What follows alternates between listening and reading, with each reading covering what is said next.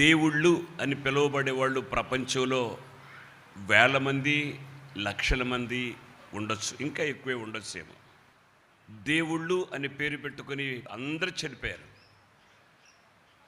కానీ మనం ఆరాధించే దేవుడు యేసు ప్రభు మాత్రమే చనిపోయి తిరిగి లేచిన దేవుడు. ప్రపంచ చరిత్రలో ఎవడో కాదనడానికి లేదు. యేసు లేచాడు.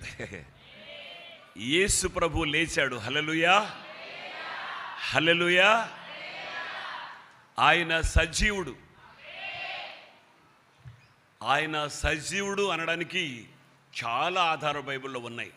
యేసు ప్రభువుని నమ్మిన వాళ్ళు, యేసు ప్రభువుని వెంబడించిన వాళ్ళు, యేసు ప్రభు అనుచరులు అని మనం అనుకునే వాళ్ళు కూడా యేసు ప్రభు తను రాజ్య స్వార్థ ప్రకటిస్తున్నటువంటి ఆ రోజుల్లో అక్రమముగా నా మీద నేరాన్ని ఆరోపిస్తారు, అబద్ధ సాక్ష్యం చెప్తారు, అన్యాయపు తీర్పుకు నన్ను అప్పగిస్తారు, ఏ నేరం లేకుండానే నాకు మరణశిక్ష లేక సిలువ శిక్ష విధిస్తారు, నన్ను సిలువ వేస్తారు, సిలువలో నేను చనిపోతాను, సమాధి చేస్తారు, మూడో రోజు నేను లేస్తాను అని యేసు ప్రభు రాజ్యస్వార్థ ప్రకటించే రోజుల్లో ఆయన చెప్పాడు పలుసార్లు. ఆయనకు నిలవైన వారికి, ఆయన వెంబడించే వాళ్ళకి యేసు ప్రభు చెప్పాడు. ఆయనను నమ్మిన వాళ్ళు, ఆయనను నమ్మిన వాళ్ళు, ఆయనను వెంబడించిన వాళ్ళు, ఆయన అడుగుజాడలో నడిచిన వాళ్ళు ఆయన చెప్పిన మాటలు మర్చిపోయారు. చెవులతో విన్నారు కానీ మర్చిపోయారు. యేసు ప్రభు చెప్పినటువంటి మాటల్ని మర్చిపోయారు. వాళ్ళు మర్చిపోకపోతే యేసు ప్రభు దేహానికి సుగంధ ద్రవ్యాలు పొయ్యాలి అని ఎందుకు సిద్ధం చేసుకుంటారు? ఎందుకు సమాధి దగ్గరికి వెళ్తారు? సమాధి దగ్గరికి వెళ్ళే ఆ మార్గంలో మన కోసం ఆ సమాధి మీద వేసినటువంటి రాయి ఎవరు తొలగిస్తారు? ఎందుకు వస్తుంది అనుమానం? యేసయ్య చెప్పాడు, నేను లేస్తానని చెప్పాడు. లేస్తానని చెప్పినటువంటి ఆ మాటలు వాళ్ళు గుర్తుంటే సమాధి మీద ఉన్న రాయి మన కోసం ఎవరు దొర్లిస్తారని ఎందుకు అనుకుంటారు? సరే, వెళ్ళారు. సమాధి మీద ఉన్నటువంటి రాయి దొర్లించబడింది. సమాధిలో ఆ స్త్రీలు తొంగి చూశారు. మగ్దలేని మరియా, యేసు ప్రభు తల్లిని మరియా, క్లోయే భార్య అయిన మరియా, కొంతమంది ఆ సమాధిలోకి తొంగి చూశారు. సమాధిలో ఆయన లేడు. ఆయన వస్త్రాలు మాత్రం ఒక చోట పెట్టున్నాయి. ఆ సమాధిలో ఇద్దరు ప్రకాశమానమైనటువంటి వస్త్రాలు ధరించిన వాళ్ళు కనబడ్డారు. వాళ్ళు ఈ స్త్రీలతో అమ్మా, సజీవుడైన వారిని మీరు మృతుల్లో ఎందుకు వెతుకుతున్నారు అన్నా వాళ్ళ గుర్తురాల. సాక్షాత్తు ఆయన్ని చూసి కూడా, యేసు ప్రభుని చూసి కూడా ఆ 7 దయ్యాలు వదిలిపోయినటువంటి ఆ మగ్దలేనే మరియ కూడా ఏమని తెలుసా? అయ్యా, నా ప్రభువుని ఎవరైనా తీసుకుపోయారేమో, ఎవరైనా మోసుకుపోయారేమో నాతో చెప్పయ్యా, నేను మోసుకొచ్చుకుంటాను. ఆయనతోనే మాట్లాడుతూ ఆయన ఎవరో గుర్తించలా. తోటమాలి అనుకుని, అయ్యా నా ప్రభువుని ఎవరైనా తీసుకువెళ్ళడం నువ్వు చూస్తే నాతో చెప్పయ్యా, నేను వెళ్ళి తెచ్చుకుంటాను అంటే ఆయన ఇంకా లేవలేదు అని ఆయన మాటలు మర్చిపోయారు. అందుకే యేసు ప్రభు అన్నాడు, మందమతులారా. ఏ మందమతులు? ఏ మందమతులు? దేవుని మాటను నమ్మని మందమతులారా. ఆయన చెప్పాడు లేస్తారని. దానికి సాదృశ్యంగా ఈ దేవాలయం చాలా అందంగా ఉంది. ఈ రాళ్ళు చూడండి, ఈ కట్టడాలు చూడండి అంటే ఈ దేవాలయం పడగొట్టండి, 3 రోజుల్లో నేను కడతాను అని ఆయన చెప్పిన మాటలు కూడా వాళ్ళు గుర్తుపెట్టుకోలేదు. దేవుని పిల్లలారా, దేవుణ్ణి ప్రేమించే దేవుని పిల్లలారా, ఆయన మాటలు నమ్ముదాం. ఆయన సత్యానికి స్వరూపి, ఆయనే సత్యం. ఆయన మాట ఎన్నడెన్నడూ అబద్ధం కానేరదు, కాదు కూడా. కనుక ఆయన మాటలు మనం నమ్ముదాం. ఆయన లేస్తానని చెప్పాడు, ఆయన లేచాడు. లూకాసు వార్త 24వ అధ్యాయంలో ప్రారంభ వాక్యాన్ని మనం చదివితే, ఆదివారం తెల్లవారుచు ఉండగా కొందరు స్త్రీలు తాము సిద్ధపరిచినటువంటి సుగంధ ద్రవ్యాలు తీసుకుని ఆయన దేహానికి పుయ్యాలని. చూడండి ఎంత అనాలోచనకు వెళుతున్నారు. యేసు ప్రభు అప్పటికే లేచాడు. ప్రైజ్ ది లార్డ్, హల్లెలూయా. యేసు ప్రభు లేచాడు. ఆయన సమాధిలో లేడు. ఆయన సజీవుడైన దేవుడైన ఈ గొప్ప దేవుడిని మనం కలిగి ఉన్నాం. ఏ జనానికి ఈ గొప్ప దేవుడు లేడు. మనం మాత్రమే ఆ జీవంగల దేవుణ్ణి, సజీవుడైన దేవుణ్ణి మనం కలిగి ఉన్నాం. దేవునికే మహిమ కలుగునుగాక. హల్లెలూయా. యేసు ప్రభుని మేము చూసాం. దేవదూతలు మాతో మాట్లాడారు. ఆయన సమాధిలో లేడు, ఆయన సజీవుడు, మేము చూసాం అంటే శిష్యుల్లో కొంతమంది ఆ స్త్రీలు చెప్పినటువంటి మాట కూడా నమ్మల. వాడు చెప్పినటువంటి మాట కళ్ళతో చూసినవి కూడా శిష్యులు నమ్మల. ఎందుకండి? యూదులకు భయపడి గదిలో రహస్యంగా తలుపేసుకుని బిక్కుమంటూ కూర్చుంటే యేసు ప్రభు వారి మధ్యకు వచ్చి వారితో మాట్లాడి మీకు సమాధానం కలుగునుగాక అని చెప్పినప్పుడు తోమా లేడు. ఆ 12 మంది శిష్యుల్లో ఒకడైనటువంటి తోమా లేడు, వారితో లేడు. వారితో కూడా లేని సమయంలో యేసు ప్రభు వాళ్ళు దర్శించాడు. ఆ తర్వాత తోమా వచ్చాడు. మేము యేసు ప్రభుని చూసాం, ఆయన మా మధ్యకు వచ్చాడు, మాతో మాట్లాడాడు, మేము ఆయన చూసామంటే అబ్బే నేను నమ్మనంటాడు. నా ప్రియమైన దేవుని పిల్లలారా, నమ్మినా నమ్మకపోయినా, తోమా నమ్మినా నమ్మకపోయినా, నువ్వు నేను నమ్మినా నమ్మకపోయినా యేసు లేచాడు. ప్రపంచం ఒప్పుకుని తీరాల్సిందే. యేసు సమాధి తెరవబడి ఉంది. ప్రపంచ చరిత్రలో ఒక సమాధి తెరవబడిందంటే అది యేసయ్య సమాధి మాత్రమే. ఆయన మరణాన్ని జయించిన దేవుడు, మరణాన్ని నిరర్ధకం చేసినటువంటి దేవుడు, ఆయన మరణపు ముళ్ళు విరిచిన దేవుడు. ఆయన దేవునికి మహిమ కలుగునుగాక. హల్లెలూయా. యేసు ప్రభు ఆయన తనను తాను సమాధిలో నుండి లేచి తనను తాను తన వారందరికీ ప్రత్యక్షమయ్యాడు. ఆయన సమాధుల నుండి సజీవుడిగా లేచాడు. 40 రోజులు భూమి మీద సంచరించాడు. భూమి మీద 40 రోజులు సంచరించి తనకు నెలవైన వారందరికీ కనబడి అందరితో మాట్లాడాడు. పరిశుద్ధ గ్రంథంలో నుండి ఒక వచనాన్ని మనం చదువుదాం. అపోస్తుల కార్యాల గ్రంథంలో 1వ అధ్యాయం 3వ వాక్యాన్ని.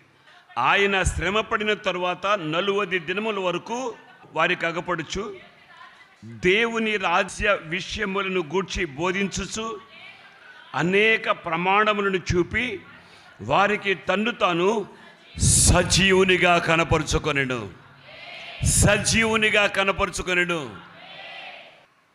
లూకాసు వార్త 24వ అధ్యాయం 5వ వాక్యంలో సజీవుడైన వారిని మీరు ఎందుకు మృతులలో వెతుకుతున్నారు? ఆయన కళ్ళేడు, సమాధిలో లేడు. ఆయన అవి సమాధులు కాదు, అది శ్మశాన వాకిట కాదు, అది అరిమతయ్యను యోసేపు తన కొరకు తాను తొలిపించుకున్న సమాధి. అది సమాధుల దొడ్డి కాదు. ఆయన సజీవుడిగా లేచాడు. ఆమేన్. ఆయన లేచాడు అని చెప్తే శిష్యులు నమ్మల. లూకాసు వార్త 24వ అధ్యాయం 7వ వాక్యాన్ని, 8వ వాక్యాన్ని, 9వ వాక్యాన్ని కూడా చదువుదాం. మనుష్య కుమారుడు పాపిష్టులైన మనుషుల చేతికి అప్పగింపబడి సిలువ వేయబడి 3వ దినమందు లేవలసి ఉన్నదని ఆయన మీతో చెప్పిన మాట జ్ఞాపకం చేసుకున్నాడని వారితోనిది. అప్పుడు వారు ఆయన మాటలు జ్ఞాపకం చేసుకుని సమాధి యొద్ద నుండి తిరిగి వెళ్ళి ఈ సంగతులన్నీ 11 శిష్యులకు తక్కిన వారందరికీ తెలియచేసిరి. ఈ సంగతులు అపోస్తలులతో చెప్పిన వారు ఎవరనగా మగ్దలేని మరియు యోహన్నయు, యాకోబు తల్లిని మరియు వారితో కూడా ఉన్న ఇతర స్త్రీలను. అయితే వారి మాటలు వీరి దృష్టికి వెర్రి మాటలుగా కనబడిన గనుక వీరు వారి మాటలు ఏ మాటలు నమ్మలేదు. యేసు ప్రభు లేచాడంటే వీళ్ళు నమ్మల. ఎంతకాలం అపనమ్మకాల మధ్యలో నలిగిపోతారు. ఎవరు నమ్మినా నమ్మకపోయినా సత్యాన్ని కప్పిపుచ్చడం ఎవరి వశం కాదు, ఎవరి వల్ల కాదు. సత్యాన్ని కప్పిపుచ్చడం ఎవరి వల్ల కాదు. చాలా ద్రైవ్యమిచ్చి ఎవరో ఎత్తుకుపోయారని అబద్ధం చెప్పినా అధికారులు మిమ్మల్ని ఏమైనా అంటే మేము చూసుకుంటా, వాళ్ళతో మేము మాట్లాడతాం, మేము వాళ్ళకి లంచం ఇస్తాం, డబ్బులు ఇస్తాం. ఇవాళ క్రొత్తగా వచ్చింది ఏం కాదు లంచాలు ఇవ్వడం. ఆ రోజు నుంచి ఇప్పటివరకు ఉంది లంచం. చాలా ద్రవ్యం ఇస్తాం, అధికారుల నోళ్ళు ముయ్యిస్తాం. అధికారుల నోళ్ళు ముయ్యించొచ్చేమో కానీ సత్యాన్ని సమాధి చేయలేవు. యేసు లేచాడు. హల్లెలూయా, హల్లెలూయా, హల్లెలూయా.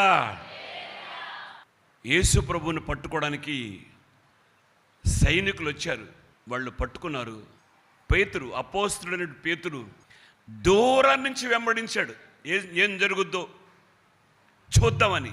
ఆ చలి కాచుకునే దగ్గర, ఆ మంట దగ్గర చలి కాచుకుంటా ఉన్నాడు. ఆ చలిమంట వెలుగులో ఒక చిన్నది ఆ పేతురుని చూసి, నువ్వు కూడా ఆయనతో ఉన్నవాడు కాదంటే, అమ్మాయి నేను కాదమ్మా, అసలు ఆయన ఎవరో నాకు తెలీదు, అది నేను ఎరగను.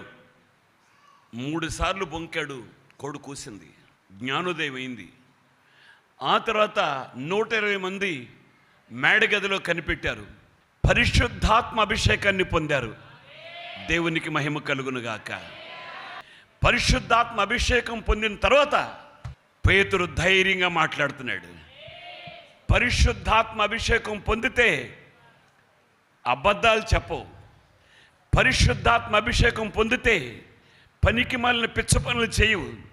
పరిశుద్ధాత్మ అభిషేకం పొందితే వ్యర్థమైనటువంటి మాటలు మాట్లాడవు, వ్యర్థమైన కార్యక్రమాలు చేయవు, వ్యర్థమైన కార్యక్రమాలు చేయడానికి సహకరించవు, చేయి కలపవు. నిజంగా నువ్వు పరిశుద్ధాత్మ అభిషేకం పొందితే నీలో నాలో ఉన్నది నిజమైన పరిశుద్ధాత్మ అభిషేకమే అయితే అనవసరమైనటువంటి వ్యర్థమైనటువంటి పనులు చేయనంటే చేయను. అగ్ని జ్వాలల వంటి నాలుకలు విభాగించబడినట్టుగా ఆ 120 మంది మీద వాలినప్పుడు వారికి వాక్శక్తి అనుగ్రహించిన కొలది అన్య భాషలతో వాళ్ళు మాట్లాడారు. దేవునికే మహిమ కలుగునుగాక. హల్లెలూయా. ఆ తర్వాత దైవజనుడు పేతురు అంటాడు, 3వ అధ్యాయం అపోస్తలుల కార్యాల గ్రంథం 3వ అధ్యాయం 15వ వాక్యంలో, మీరు జీవాధిపతిని చంపితిరి కానీ దేవుడు ఆయనను మృతులలో నుండి లేపెను, దానికి మేము సాక్షులం. ఇది అగ్ని అభిషేకం. మీరు అధికారులే. వాళ్ళు అధికారులు కూడా భయపడలేదు. అంతకుముందు పరిశుద్ధాత్మ అభిషేకం పొందక ముందు ఈ చిన్నది, చాలా చిన్నది, నువ్వు ఆయనతో కూడా ఉన్నావు. నీ మాటలే, నీ పలుకే నీ మీద సాక్ష్యం చెప్తా ఉంది. పరిశుద్ధాత్మ లేదన్నాడు, అబద్ధమాడు, బొంకాడు. పరిశుద్ధాత్మ అభిషేకం పొందితే నువ్వు బొంకుతావా? బొంకుడా అంట. క్రైస్తవ్యాన్ని రూపుమాపాలని, యేసుక్రీస్తు పునరుద్ధానాన్ని కప్పిపెట్టాలని ఎన్నో ప్రయత్నాలు జరుగుతున్నాయి. అప్పటి నుంచి ఇప్పటివరకు జరుగుతూనే ఉన్నాయి. ఇప్పుడు కూడా జరుగుతూనే ఉన్నాయి. కానీ ఎవడి వల్ల కావడం లేదు. కాదు కూడా ఎన్ని ప్రభుత్వాలైనా రావచ్చు, ఎన్ని ప్రభుత్వాలైనా మారచ్చు, కానీ యేసు సజీవుడనే మాట, ఆ సాక్ష్యం ఎవడో తొలగించలేడు. ఎవడి వల్ల కాదు, ఏ అధికారి వల్ల కాదు. ప్రవక్తలు లేఖనాలు నెరవేర్చబడేట్టుగా యేసు సమాధిలో నుంచి లేచాడు. దావీదు దైవజనుడు అని నేను చెప్తాను. దావీదు రాజే కావచ్చు, కానీ దైవజనుడు. దావీదు ప్రవచించాడు ఒక ప్రవచనాన్ని. చదువుదాం. అపోస్తుల కార్యాల గ్రంథం. దైవజనుడు పేతురు చెప్తున్నాడు, దావీదు ప్రవచించిన ప్రవచనాన్ని ఎత్తి చెప్తున్నాడు. 2వ అధ్యాయం 31వ వాక్యాన్ని. 2వ అధ్యాయం 31వ వాక్యం. క్రీస్తు పాతాళములో విడువబడలేదనియు, ఆయన శరీరం కుళ్ళిపోలేదనియు దావీదు ముందుగా తెలుసుకొని ఆయన పునరుద్ధానమును గూర్చి చెప్పెను. ఈ యేసును దేవుడు లేపెను, దేనికి మేమందరము సాక్షులం. చదవమా. కాగా ఆయన దేవుని కుడిపార్శ్వమునకు హెచ్చింపబడి పరిశుద్ధాత్మను గూర్చిన వాగ్దానమును తండ్రి వలన పొంది మీరు చూచుచు వినుచు ఉన్న దీనిని కుమ్మరించి ఉన్నాడు. దేవునికి స్తోత్రం కలుగునుగాక. ఈ ప్రవచనం ప్రవచించాడే ఆ దావీదు పరలోకమునకు ఎక్కిపోలేదు, కానీ మహిమగల దేవుడు పరలోకానికి ఎక్కి వెళ్ళాడు. 34వ వాక్యాన్ని కూడా చదువుదాం. దావీదు పరలోకమును ఎక్కిపోలేదు, అయితే అతడు ఇట్లనెను, నేను నీ శత్రువులను నీ పాదముల కింద పాద పీఠముగా ఉంచు వరకు నీవు నా కుడి పార్శ్వమున కూర్చుండమని ప్రభు నాతో చెప్పాను. స్తోత్రం చెప్దాం గట్టిగా. మరొకసారి హల్లెలూయా చెప్దాం గట్టిగా. హల్లెలూయా. దావీదు పరలోకానికి ఎత్తబడలేదు, కానీ యేసయ్య పరలోకానికి ఎత్తబడ్డాడు. ఆయన పాతాళంలో విడిచిపెట్టబడలేదు. దానికి మేము సాక్షులు. ఎన్ని సాక్ష్యాలు కావాలి మీకు? ఈ పాపిష్టి లోకానికి ఎన్ని సాక్ష్యాలు చెప్తే మాత్రం నమ్ముతారు? ఏ సాక్ష్యం నమ్ముతారు? ఎవరి మాట నమ్ముతారు? యేసు ప్రభు లేచాడు, ఆయన సజీవుడు. హల్లెలూయా. యేసు ప్రభు లేచాడు. ఆ రోజే, యేసు ప్రభు లేచిన రోజే 2 మనుషులు ఎమ్మాయి మార్గంలో వెళుతున్నారు. 13వ వాక్యం, లూకా సువార్త 24వ అధ్యాయం. ఇదిగో ఆ దినమందే వారిలో 2 యెరూషలేమునకు ఆమడ దూరమున ఉన్న ఎమ్మాయి అను ఒక గ్రామమునకు వెళ్ళుచు జరిగిన ఈ సంగతులన్నిటిని గురించి ఒకరితో ఒకడు సంభాషించుచు ఉండిరి. వారు సంభాషించుచు ఆలోచించుకొనుచుండగా యేసు తానే దగ్గరకు వచ్చి వారితో కూడా నడిచాను. స్తోత్రం చెప్పండి. వాళ్ళని కలుసుకుని వాళ్ళతో నడిచి వాళ్ళతో సంభాషించాడు. ఇవాళ కొంతమంది పాస్టర్ల దగ్గరికి నువ్వు వెళ్ళు, గంట కూర్చోవాలి బయట. మీకు అపాయింట్మెంట్ ఎప్పుడు దొరుకుతుందో చూడండి. ఆయన మహిమగల దేవుడు అదే రోజు లేచిన రోజే ఎమ్మాయి మార్గంలో వాళ్ళతో వాళ్ళని కలిసి వాళ్ళతో నడిచాడు. వాళ్ళతో నడిచాడు. దేవునికి మహిమ కలుగునుగాక. నీతో నడుస్తారా? ఇవాళ సేవకులు నీతో నడుస్తారా? నడిపిస్తారా నిన్ను? ఎవడరా లోకు అంటే సత్యాన్ని సత్యంగా ప్రకటించేవాడు లోకువా? వాడిని లెక్క చేయవు నువ్వు. నీకోసం భారంతో ఉపవాసం ఉండి ప్రార్థన చేసేవాడిని లెక్క చేయవు నువ్వు. నీకు అక్కర్లేవాడు. మీకు ఏదైనా ఆపదొస్తే ఏ సేవకుడు పరిగెత్తుకొచ్చాడు? నువ్వే సేవకుడి దగ్గరికి పరిగెత్తుతున్నావు. ఇబ్బంది వస్తే కడుపు మార్చుకుని ఉపవాసం ఉండి ఏ సేవకుడు నీకోసం ప్రార్థన చేస్తున్నాడు? యేసయ్య మహిమగల దేవుడు ఎమ్మాయి మార్గంలో తనను తను తగ్గించుకుని వారితో నడిచాడు. అయినా వాళ్ళు గుర్తుపట్ల. ఎందుకు గుర్తుపడదు? నువ్వెందుకు గుర్తుపడతావు? ఎమ్మాయి మార్గంలో యేసు ప్రభువును గుర్తుపట్ల వాళ్ళు.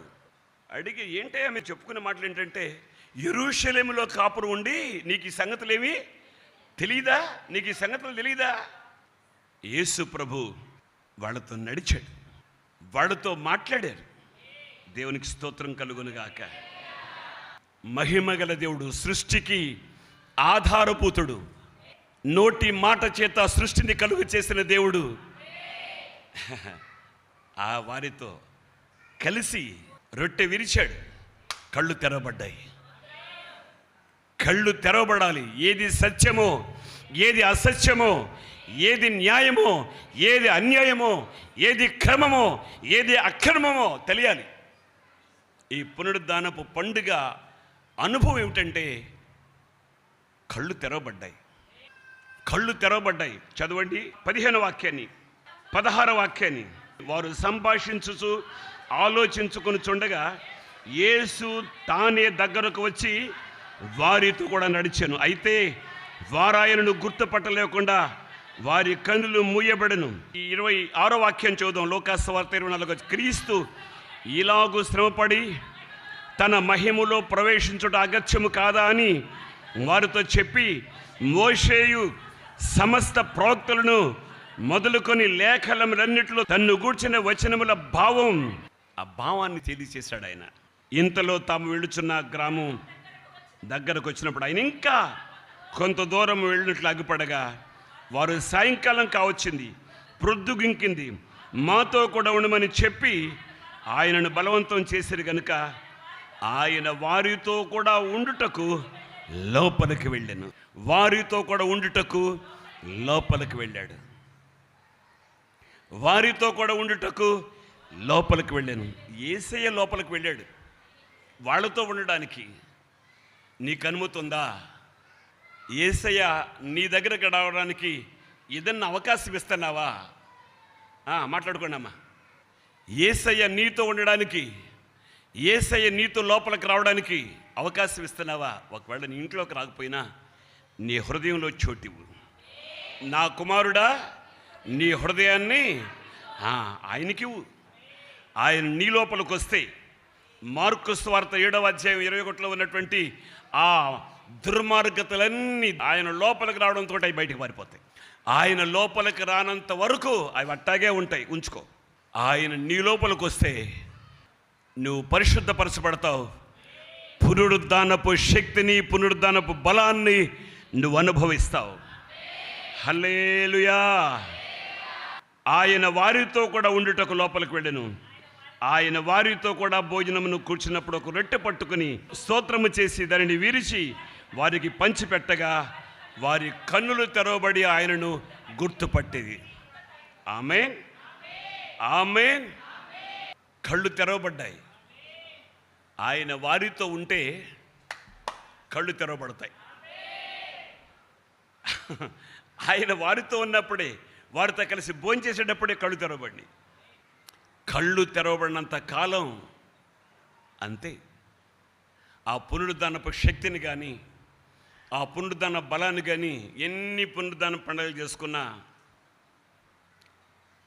ఆయన చూడని కళ్ళు, ఆయన పునరుద్ధానాన్ని గురించి ఆలోచించని మనస్సు ఉండి కూడా ప్రయోజనం లేదు. ఆయన్ని చూసే నేత్రాలు, ఆయనతో నడిచే అనుభవం, ఆయనతో మాట్లాడే కృప, ఆయనతో పాటు లోపలికి వెళ్ళే అర్హత మనం కలిగి ఉందముగాక. ఈ పునరుద్ధాన పండుగ ఆనందాన్ని, సంతోషాన్ని మనం అనుభవించుదముగాక. తలవంచండి, ప్రార్థన చేసుకుందాం. జీవాధిపతిని తండ్రి, మీకు వందనాలయ్యా. ఈ పునరుద్ధాన పండుగలో సత్యాన్ని సమాధి చేయడానికి అధికారం చేతిలో ఉంది కదా అని ఎన్నో ప్రయత్నాలు చేశారు. ఎవరు ఎన్ని ప్రయత్నాలు చేసినా సత్యం సత్యమేనయ్యా. సత్యాన్ని సమాధి చేయడం ఎవడి వల్ల కాదు. ఒకవేళ 1 రోజు 2 రోజులు అవ్వచ్చు, లేకపోతే 1 నెల 2 నెలలు కావచ్చు, లేకపోతే 1 సంవత్సరం 2 సంవత్సరాలు కావచ్చు. నిజం నిలకడ మీదే తేలుతుందయ్యా. సత్యాన్ని సమాధి చేయడం ఎవరి వల్ల కాదు. యేసు లేచాడు, సమాధి తెరవబడింది. ఆయన మరణాన్ని గెలిచి లేచిన ఏకైక దేవుడు, ఆయన పునరుద్ధానుడు. ఆ పునరుద్ధానపు బలం, ఆ పునరుద్ధానపు శక్తి, ఆ పునరుద్ధానపు సంతోషం అయ్యా మీరు మాకిచ్చి ఆ పునరుద్ధానపు ఆనందంలో మేము పాలి భాగస్థులం కావడానికి కృప చూపండి. ఈరోజు క్రైస్తవ లోకానికే గర్వకారణమైనటువంటి రోజు నాయన. యేసు లేచాడని ధైర్యంగా చెప్పడానికి అయ్యా మా నోళ్ళు తెరవబడాలి. సాక్ష్యం కలిగి ఉండాలి. దానికి మేము సాక్షులం. దైవజనుడు పేతురు చెప్పాడు, దైవజనుడు పౌలు చెప్పాడు, దైవజనుడు దావీదు చెప్పాడు. ఎంతోమంది వారి సాక్ష్యాలు తెలియచేశారు. యేసయ్య సమాధి తెరవబడింది.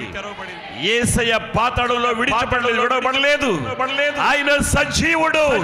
ఆయన సజీవుడైన దేవుడు. దేవదూతలు చెప్పారు, సజీవుడైన వారిని మృతులలో ఎందుకు వెతుకుతున్నారు? ఆయన ఇక్కడ లేడు. ఆయన లేచి ఉన్నాడు. ఆయన అక్కడ లేడు. ఎక్కడ ఉండాలని కోరుకుంటున్నావు? ఆయన ఎక్కడ ఉంటాడు? ఎక్కడ ఇద్దరు ముగ్గురు నా నామం పేరిట కూడి ప్రార్థన చేస్తారో వారితో ఉంటాను, వారి మధ్య ఉంటాను. ఇద్దరు ముగ్గురి కంటే ఎక్కువగా కూడి ఉన్న మన మధ్య ఆయన ఉన్నాడు. సర్వ సత్యాన్ని గ్రహించడానికి నీ కళ్ళు తెరుస్తాడు. కళ్ళు తెరవబడాలి. ఏది సత్యమో ఏది అసత్యమో, ఏది నిజమో ఏది అబద్ధమో గ్రహించాలి. సత్యవాక్యానికి చెవి ఇవ్వాలి. వాక్యాన్ని అంగీకరించాలి. అట్టి కృప ఈ పునరుద్ధానపు పండుగలో నాకు సత్యాన్ని అనుసరించాలని కోరుకున్న వారికి మీరు అనుగ్రహించండి నాయన. మీరు ఇవ్వండి అయ్యా.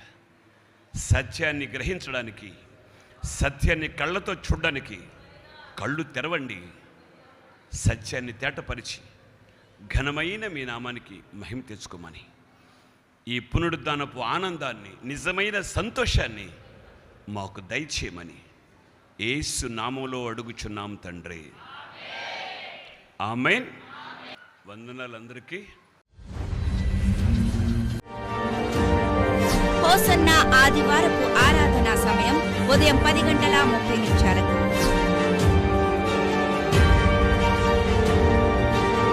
ఆత్మీయులైన దైవజనులు పాస్టర్ ఈడీ కృపాదానం గారు ఉపదేశ సారమును బోధించెదరు. నీవు విచారణ చేయవలసింది ఏమిటి తెలుసా? ఏ పొలంలో సమృద్ధి అయినటువంటి ఆత్మీయ ఆహారం దొరుకుతుంది? ఏ పొలానికి పెడితే పరిశుద్ధత ఉంది? నేను పరిశుద్ధుడిని అని చెప్పుకునే చోట పరిశుద్ధత లేదు. మేము మాత్రమే పరిశుద్ధులు, మమ్మల్ని మించి పరిశుద్ధుడి లోకంలో లేదని చెప్పుకునే అబద్ధాల మాటలు నమ్మకండి. మోసపోవద్దు. పరిశుద్ధత కనబడుతుంది. పరిశుద్ధులని పిలిపించుకోవడం కాదు, నీ నడక, నీ పడక పరిశుద్ధంగా ఉండాలి. నీ మాట పరిశుద్ధంగా ఉండాలి. నీ మార్గం పరిశుద్ధంగా ఉండాలి. నువ్వు వేసే ప్రతి అడుగు పరిశుద్ధంగా ఉండాలి.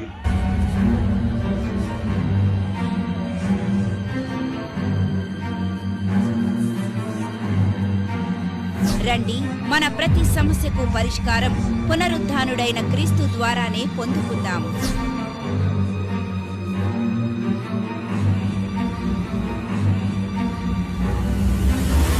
మా చిరునామా పాస్టర్ ఈడీ కృపాదానం గారు, hosanna Mandir, teachers colony, Gudivada, Krishna జిల్లా. సెల్ నంబర్స్ 9440151662 మరియు 8520099954.